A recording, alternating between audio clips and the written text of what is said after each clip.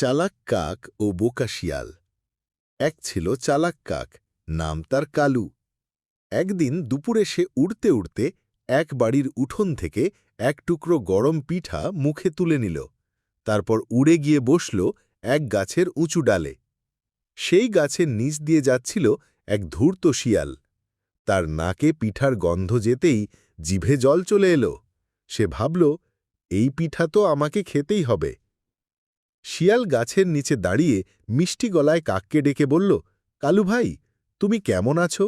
তোমার গলার সুর যে কি সুন্দর! অনেকদিন তোমার গান শুনি না, আজ একটা গান শোনাবে? কালু শিয়ালের মতলব বুঝতে পারল। সে বোকা ছিল না।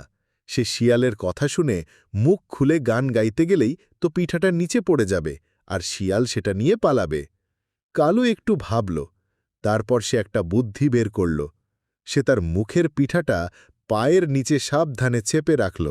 এরপর শিয়ালের দিকে তাকিয়ে যত জোরে পারে কা কা করে ডেকে উঠল। শিয়াল তো অবাক। সে দেখল কাক গানও গাইল, কিন্তু পিঠাটা ফেলল না। তার সব চালাকি ব্যর্থ হল।